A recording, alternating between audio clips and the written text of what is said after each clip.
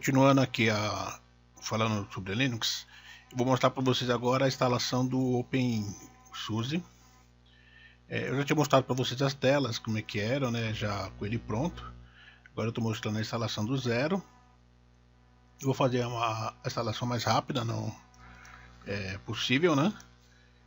Sem ter que baixar pacote, não ia ficar demorando muito, que você pode fazer isso posteriormente, o que na minha opinião é o ideal. Você quer fazer uma instalação mais rápida, você não precisa baixar os pacotes já tudo de uma vez, pode fazer isso depois.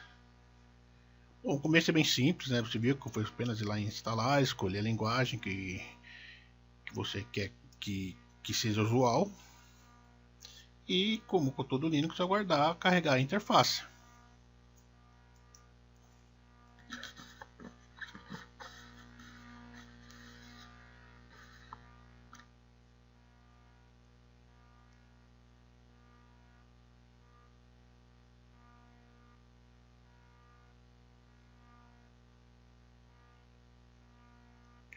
Bom, demorou um pouquinho, mas nós temos aqui agora a nossa parte de licenciamento, né? Que é o contrato lá, open source normal. Apenas vamos continuar, né? Ele vai fazer os testes dos dispositivos de hardware, vai procurar os discos. Se falhar em alguma área dessa, ele vai te mostrar.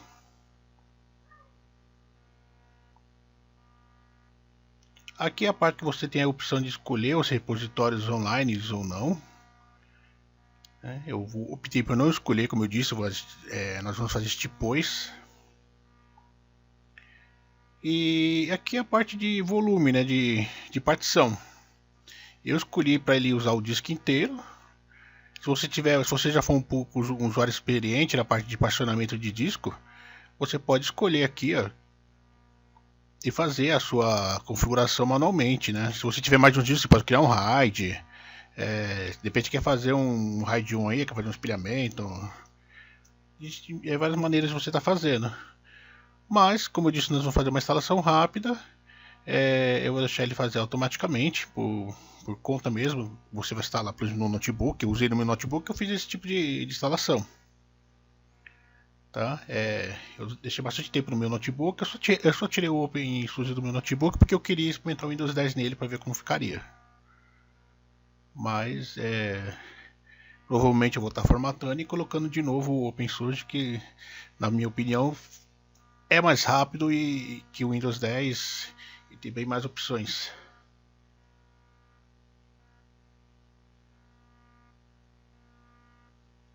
Bom, o fuso horário ele vai te trazer de acordo com o seu relógio, mas se você quiser outras configurações, basta você clicar ali e mudar. Mas vamos manter, vamos para o próximo. A princípio eu vou estar usando o KDE. Eu prefiro o KDE porque eu gosto mais da interface dele. Eu já instalei com o GNOME. Depois eu vou mostrar para vocês como é que é a tela do GNOME num outro vídeo. Mas a princípio eu prefiro o KDE, eu gosto mais da interface dele e das facilidades dele. Bom, nome de usuário, você pode já criar um pensando já, vai ser o seu usuário principal, né? Não é o root é o root mesmo, mas é o seu usuário principal. Mais para frente pode criar outros usuários, né? Para sua família, para o seu pai, seu irmão, o filho. Uma senha complexa, geralmente letra, números com símbolo e números.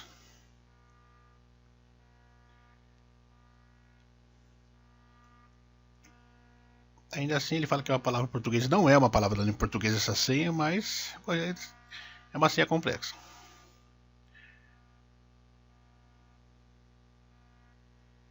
É o software padrão que vai com ele, né? O faro ele já vem habilitado. Eu costumo habilitar o SSH. Eu peço para abrir a porta. E também peço para habilitar normalmente o SSH. Aí no caso eu habilitei a porta, você viu que eu bloqueei de novo. Para vocês verem como é que funciona essa parte do faro. Se você quiser, você pode até desabilitar o faro e depois você configura ele de novo, de acordo com a sua necessidade.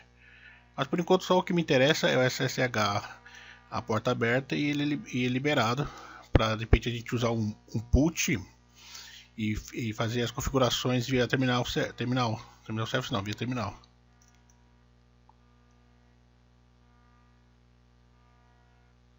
Bom, aí é apenas aquele negócio, senta e espera. Aí como qualquer outro sistema operacional, se você quiser ver os detalhes do que ele está instalando, você pode clicar lá em cima em detalhes. Ou então você deixa aí na tela de apresentação de slide e vai lendo o que ele vai te apresentando aí, as dicas, os marketing, né? Eu prefiro ficar nessa tela e ver o que é que ele está instalando.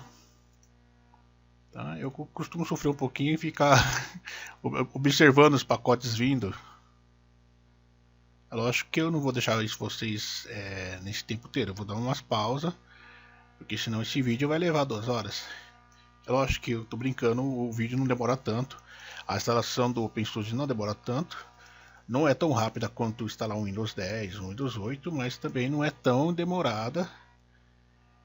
Mesmo numa máquina simples como essa, ou uma máquina mais modesta. Com certeza, se você tiver aí com seu, no mínimo aí um i3, com um HD que você acabou de comprar, formatou, uns 4 GB de memória no mínimo, vai ser muito mais rápida a instalação. Vai tudo de acordo com a sua máquina. Bom, vamos dar uma pausa.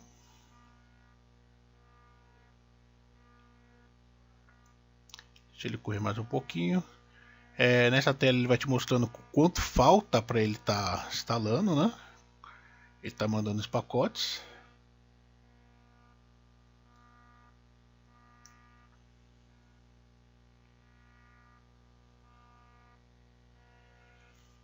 O OpenSUSE dos Linux que eu já testei foi o que eu gostei mais. Eu gostei até mais que o Ubuntu. O Ubuntu é muito divulgado, é muito falado e tem muita propaganda e muito. O pessoal fala de Linux, geralmente já vem com Ubuntu. Eu realmente gostei muito mais do OpenSUSE, achei bem mais funcional e muito mais simples para um usuário doméstico. Para servidor, aí você fala assim, e o Ubuntu Server? Eu já testei, até não é ruim, mas eu ainda prefiro, como servidor, eu usaria o CentOS. É muito melhor, é mais robusto e tem muito mais facilidade de você conseguir instalar as coisas, né?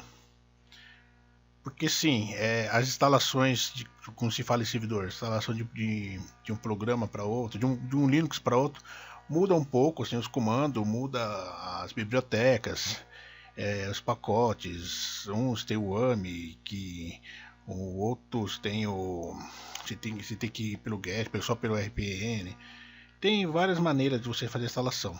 No caso do SUSE, você consegue instalar o AMI nele depois, e que ele é baseado no Red Hat, assim como o CentOS. Então você consegue estar também fazendo instalando o UMI e instalando o pacote através do UMI. Mas ele tem o seu próprio instalador. Isso que é o vantajoso. Mais para frente eu vou estar falando sobre isso, vou estar mostrando isso. Instalar pacotes, instalar codecs, que é uma coisa que não é tão fácil, às vezes no Linux instalar codecs, instalar centenas de pacotes. Não, tô brincando, é lógico. Mas você instalar lá um pacote que você usou lá no Ubuntu e fala, nossa, perfeito, é só instalar ele. Se você instala, não funciona, você tem que procurar um que funcione para ele, que funciona pelo menos no CentOS. Não é aqui, esse pacote aqui, o Host. Esse aqui é o configurador principal dele, né, que é onde você vai baixar os pacotes, onde você vai procurar. Você vai ver que, por exemplo, para instalar um cat é muito mais simples. Para você instalar um Squid é muito mais simples. Claro, né? Você tem que já deixar, quando você for instalar ele, já instalar com 2 placas de rede no mínimo, né? Se a sua intenção for usar ele para esse fim. Eu não recomendo. Eu recomendo o OpenSUSE para usuário doméstico. Por quê? Porque a interface dele é muito boa para isso. Para você que quer implantar um Linux na sua empresa, eu recomendaria o OpenSUSE. Não recomendaria o Ubuntu. O Ubuntu ele é bom, até que não é feio, né? Geralmente o pessoal usa o Gnomo com ele. Eu não gosto do Gnomo, mas você pode usar também, porque ele tem bastante material na web sobre o Ubuntu. Mas em tratando assim de interatividade, de facilidade de uso, o OpenSUSE, na minha opinião, dá de 10 a 0. Mas existem centenas de versões de distribuições Linux, né? Hoje mesmo eu estava vendo uma que já é meio antiguinha, mas que eu queria até lembrar o nome dela agora. Acho que é Vast. Não lembro agora, depois eu pego o nome para vocês. Mas a interface dela é a cara do Windows XP. É tipo, o pessoal que coloca o Linux com saudades do Windows. É a cara do Windows XP, exatamente uma imitação, até os botãozinhos em cima. Bom, vamos reiniciar o sistema agora. Faz uma pausinha, né?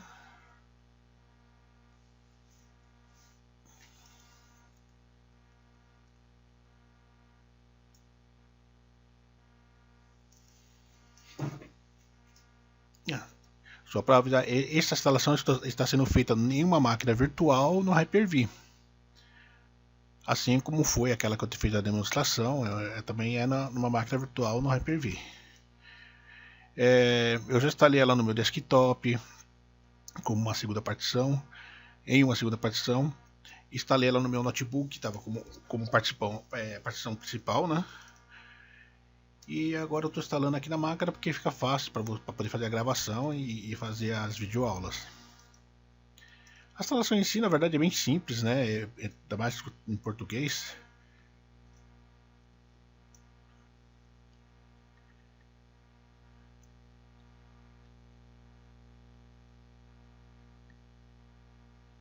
Vamos esperar o carregamento.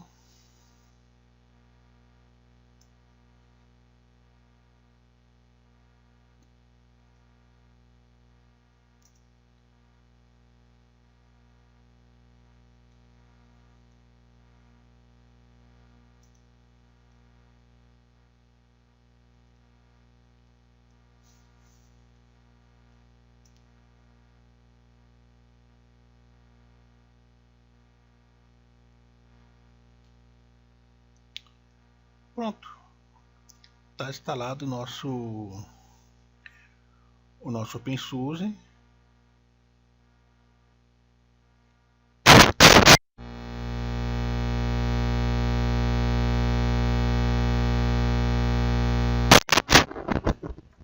Essa aqui praticamente é a mesma tela que eu havia mostrado no outro vídeo.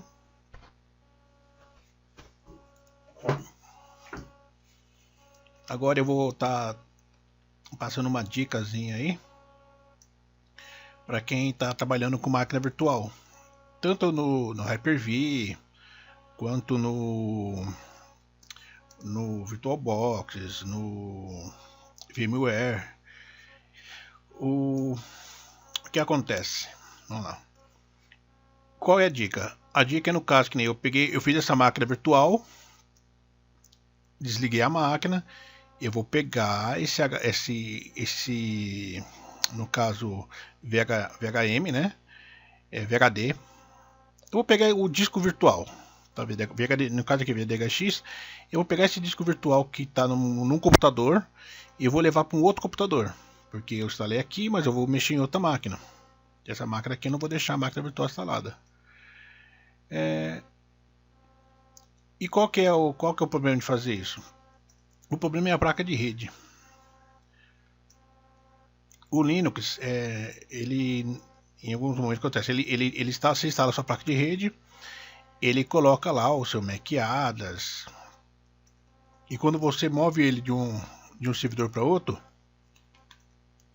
se você não colocar o mesmo MacAdas lá na configuração da sua placa de rede, na hora que você vai configurar a sua máquina virtual, ele vai entender que é uma placa de rede nova e provavelmente não vai instalar. Isso acontece no Hyper-V, isso acontece no VirtualBox. Em todos eles você tem essa dica. Se você, lógico, você trabalha lá com, você está lá usando o seu como DHCP, não está usando IP fixo, pode ser que você não sinta essa diferença, mas muitas vezes você sente. Eu estou falando com vocês ao mesmo tempo, eu estou mexendo aqui, né? Estou vendo se tem para você fazer aqui as atualizações. Você viu que ele aparece aqui embaixo, né? Pedindo para atualizar. Igual o Windows Update, para quem está acostumado aí com o Windows. A diferença é que ele te mostra a quantidade de pacotes ali e você pode clicar em instalar ou não. Ele não vai instalar automático se você pedir, a menos que você configure.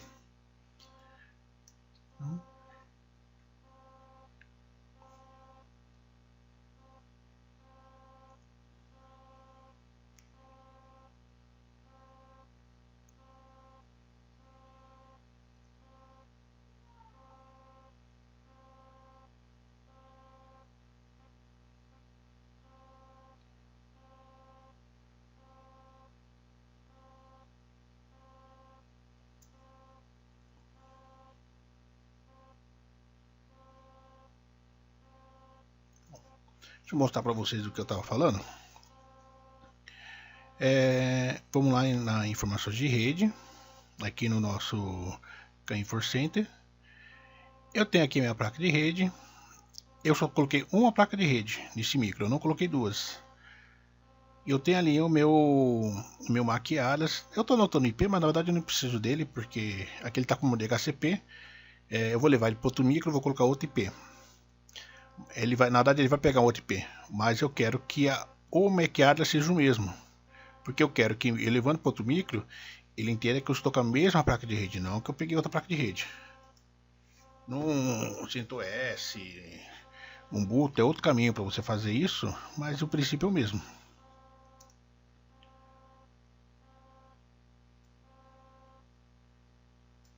Então, algumas informações básicas do servidor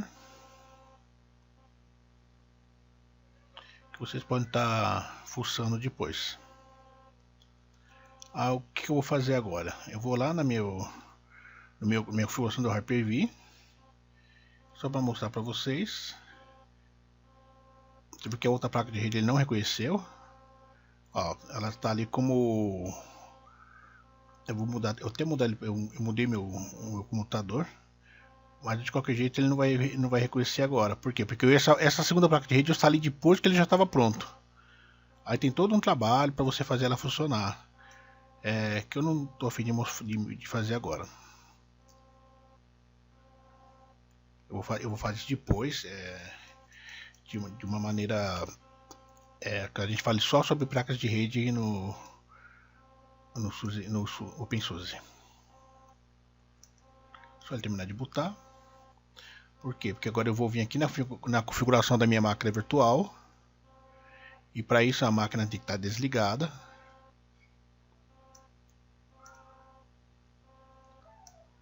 Aqui no Hyper-V, ali em recursos avançados, você vai colocar o seu MAC Atlas como estático. Tá? Você viu que esse que ele trouxe é automático. O próximo vai ser 3C no final. Ele vai trazer na sequência, se você criar mais placas de rede, ele vai trazer 3C, 3D, seguindo a sequência hexadecimal. Apliquei, vamos na outra placa de rede. Como eu disse, ele trouxe 3C e eu também vou colocar estática. Ok, vou anotar ali, só por deixar, mas primeiro vamos confirmar. Tá confirmado. Tá. Vamos inicializar a máquina agora. Bom, depois eu vou editar o vídeo e vou cortar essa parte da inicialização toda.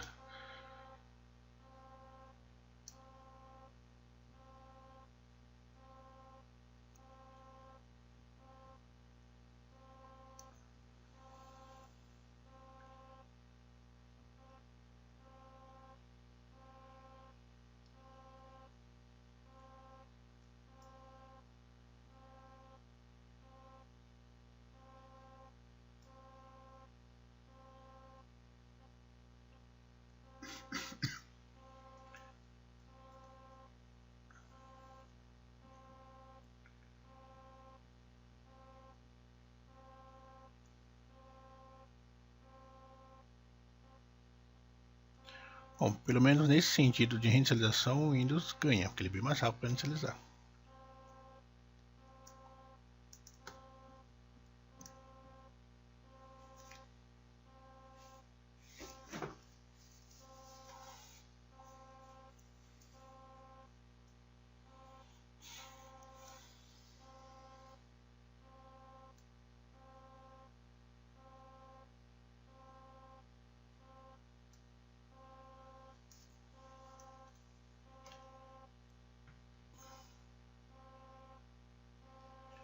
agora que a máquina está reinicializada finalmente, vamos verificar se a segunda placa de rede apareceu.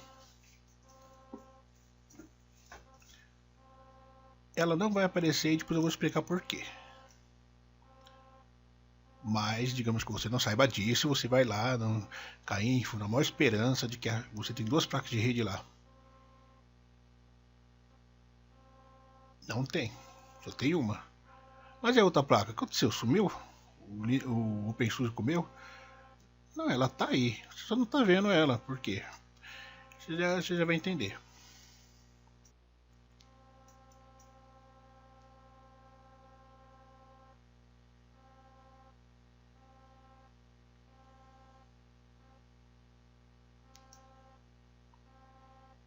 Vamos abrir o terminal.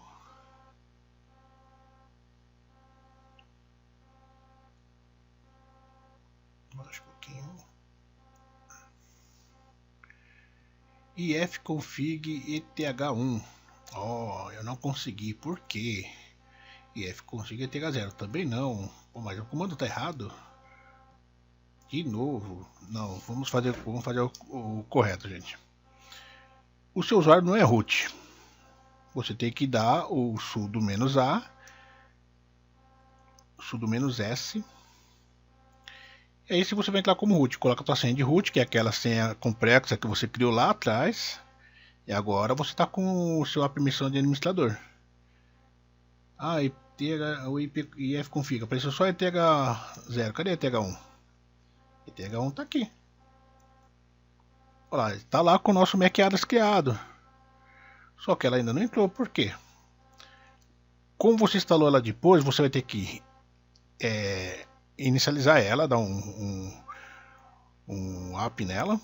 Eu ia colocar o IP, configurar o IP nela, mas não vai mudar muita coisa, não vai mudar nada na verdade. Porque ela ainda ela tá como DHCP, né? A gente precisa mudar as configurações lá. Mas coloca ali ele, não, host desconhecido. Tem que usar a argumentação correta, né?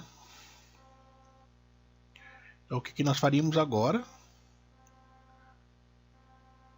Não é isso. App, ponto. Ativei minha placa de rede. Se eu der o ipconfig agora, ifconfig agora, ipconfig visto do Windows, ela vai aparecer lá. Ainda não pegou o IP, porque eu acabei de fazer, ela vai estar subindo. Ela só me passou ali um IPv6.